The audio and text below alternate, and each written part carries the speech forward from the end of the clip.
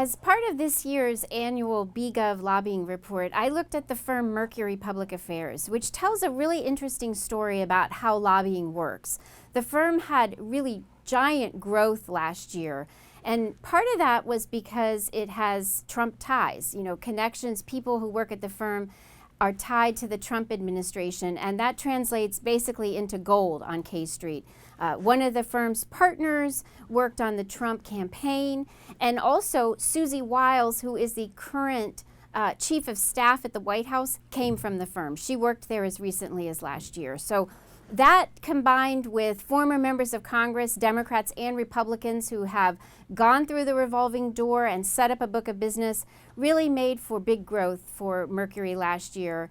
And it's already still on the rise. We looked at the first quarter reports for this year, and the firm continued to experience growth, largely driven by partner Brian Lanza, who is really tied in with the Trump team.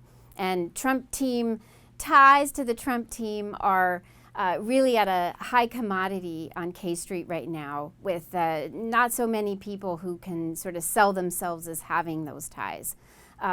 We also got sort of a sneak peek at what's going to be next year's annual BGov lobbying report, and we saw a big increase, not just for firms like Mercury, but others that have strong ties to the Trump administration and to Republicans on Capitol Hill. We saw Ballard Partners go up more than 200% in terms of revenue in the first quarter of this year. So that's likely to be a firm that we look at more deeply when we look at the 2025 lobbying revenue in next year's lobbying report.